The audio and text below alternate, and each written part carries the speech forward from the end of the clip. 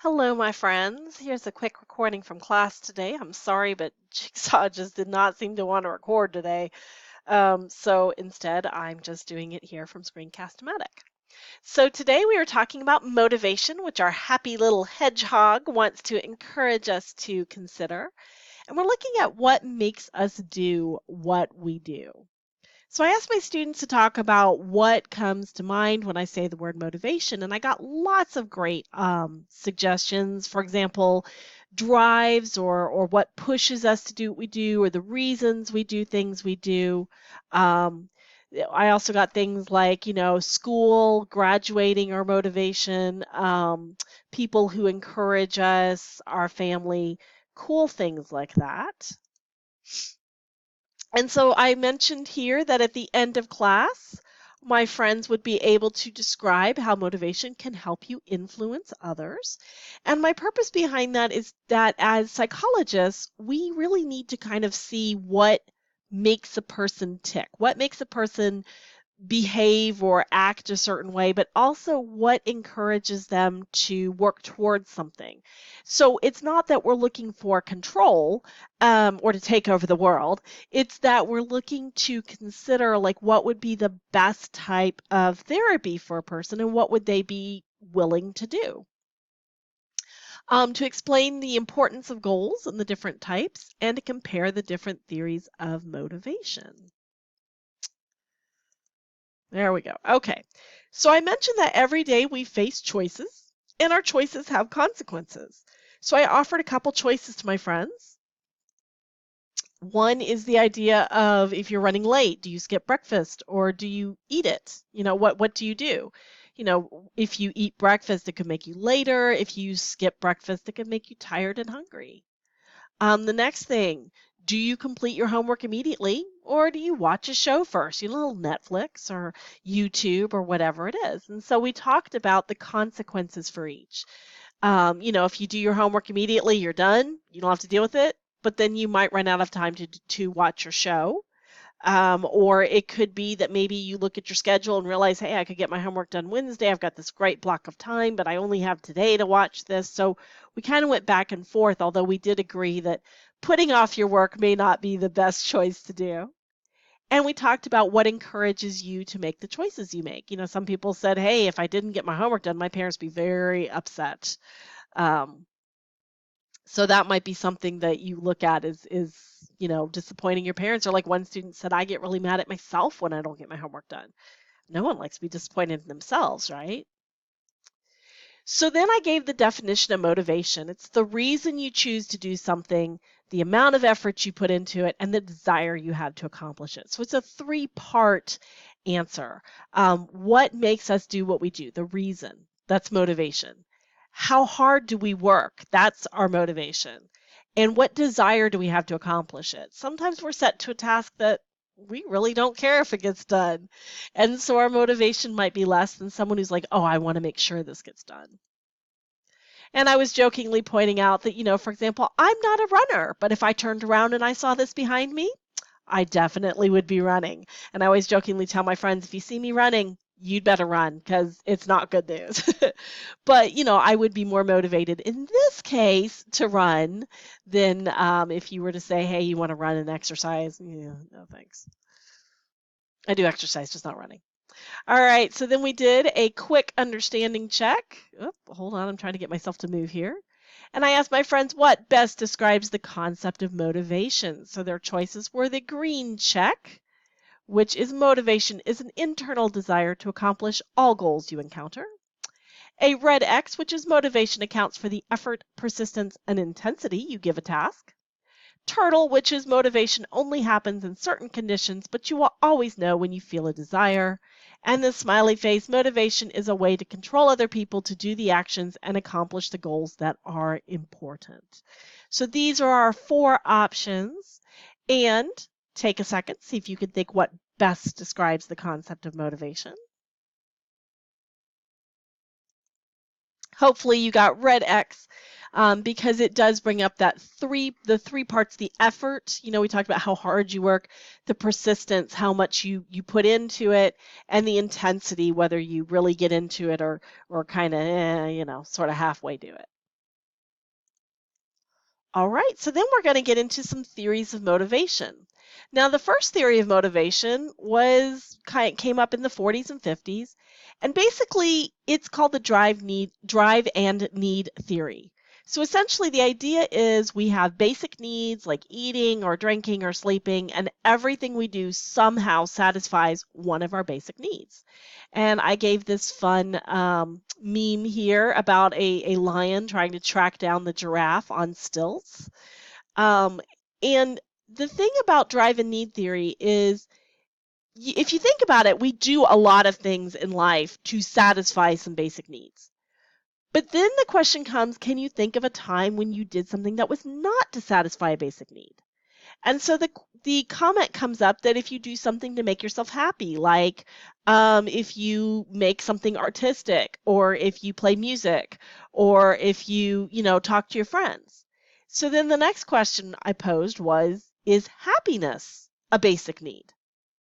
And a lot of people said that no, it's not a survival need, which is what they equated to be a basic need. But you're not going to have much of a life without happiness. So the question is, does happiness fit into the drive and need theory? And the agreement was sort of that the drive and need theory just kind of made us seem like animals. Like we were just basically running around trying to eat and sleep and drink, and that was about it. And there was nothing else going on. And one person pointed out in each class that there needed to be a purpose. And there were others who agreed. And goal theory says that human behavior is purposeful. We are striving towards a goal. We're always trying to get to the next step. We're always trying to push ourselves to move on. So I asked students about some goals they had and how they planned on meeting these goals. And some of my students said things like, I want to get all A's at the end of the year, or I want to graduate with a 3.0 GPA. Some students said things like, I want to be happy and successful after I graduate.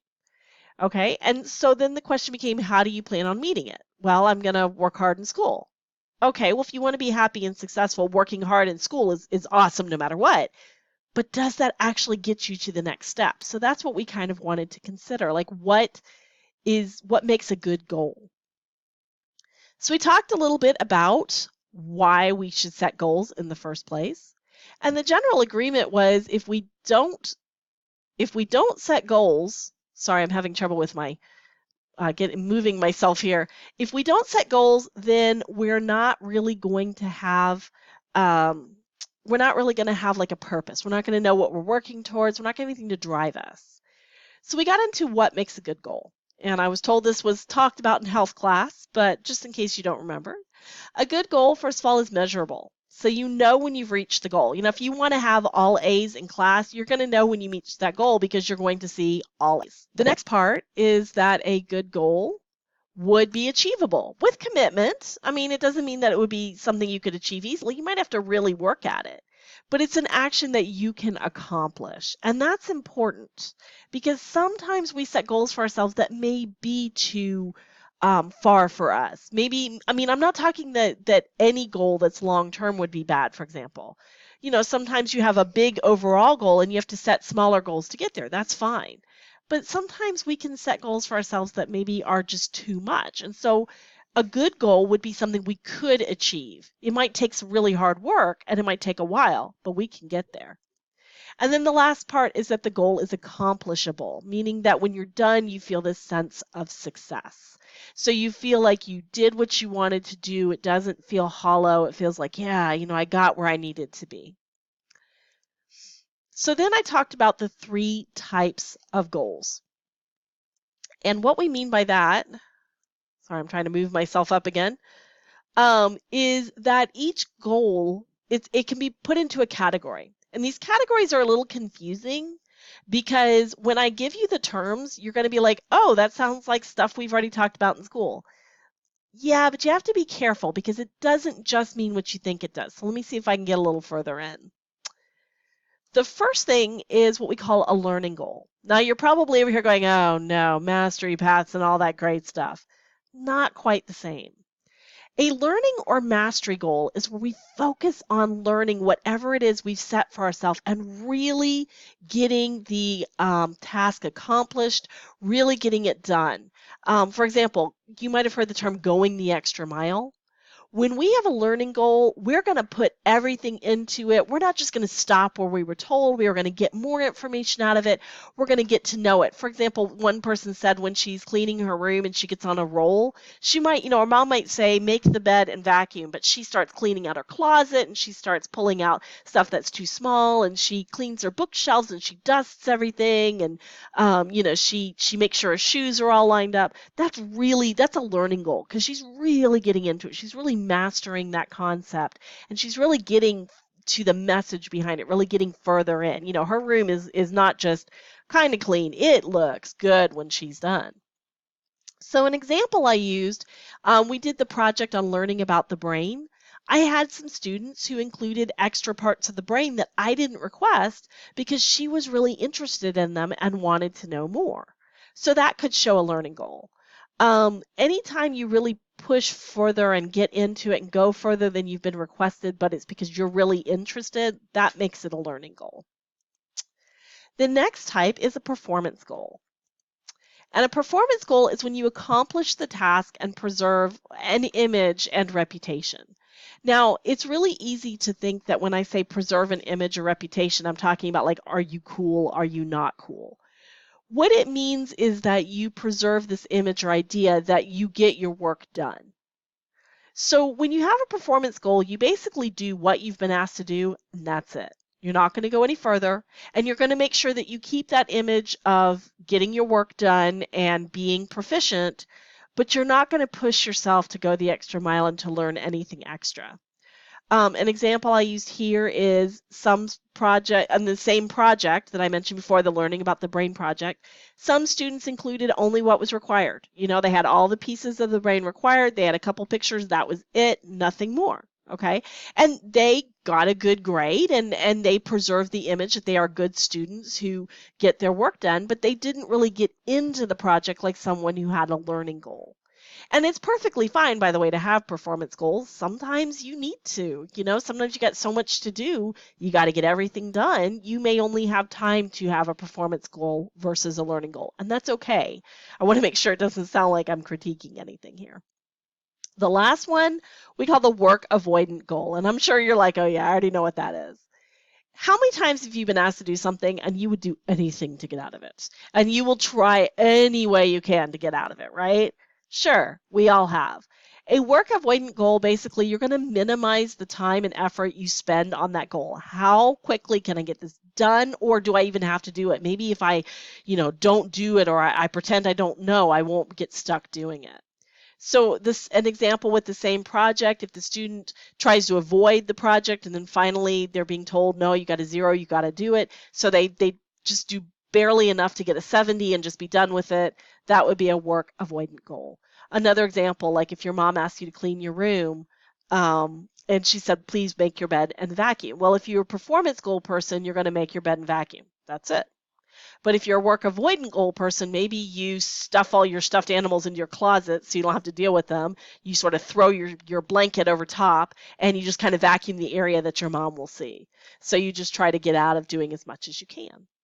And then I ask students kind of like, which category do you find yourself most often in? Sorry, I was trying to move myself here again.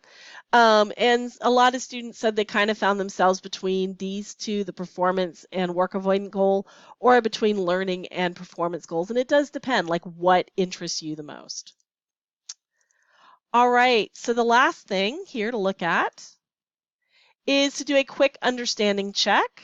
And here's Angela from the office. We have a story about Jamar, who is Herbie's friend, because I felt like I was beating up Herbie lately.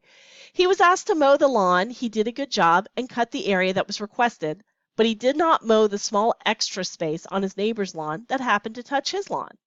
What type of goal orientation did Jamar display towards mowing the lawn?